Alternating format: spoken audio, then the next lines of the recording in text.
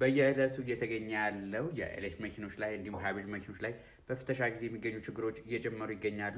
ዛሬ ደግሞ ያገኘነው ይህ እንደምትመለከቱት የ2024 ዓ.ም 00 BYD ዩአንአፕ ተሽከርካሪ ነው። መኪናው እንደምትመለከቱት በጣም ንጹህ የሚባል ተሽከርካሪ ነው። ሞተሩ ላይ ምንም አይነት ችግር የለም፣ እንዲሁም ባትሪው ላይ ምንም አይነት ችግር የለም። ነገር ግን አንድ ነገር ላሳያችሁ። እዚህ ጋር ይታያችኋል። ከላይ እንደምትመለከቱት ሞተር ፕሮቴክተሩ ተቦርትፏል። ይህም ምንድን ነው ብለን በምናይበት ጊዜ ከስር ያለው ሙሉ ለሙሉ ሰስፔንሽኑ ተቀይሮ የመጣ ነው። ከዚህ በፊት በአደጋም ይሆናል በብልሽት የነበረው ኦሪጂናሉ ተቀይሮ በሌላ ተቀይሮ ነው የመጣው።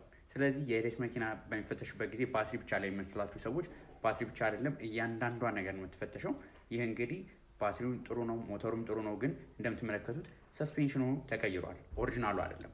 ይህ በሚሆንበት ጊዜ ደግሞ የተለያዩ ችግሮች ሊያመጣ ስለሚችል የኤሌክትሪክ መኪናም ሃይብሪድም የትኛው መኪና በአሁኑ ሰዓት በሚገዙበት ጊዜ አስፈትሻችሁ መግዛታችሁን አትርሱ። ይህን መኪና እንዲፈተሽላችሁ የምትፈልጉ ባዮ ላይ የምታገኙት ስልክ ቁጥር ይደውሉልን። ከመኪና ጋር የተገናኙ መረጃዎች ለመከታተል ፎሎ ማድረግን አይርሱ።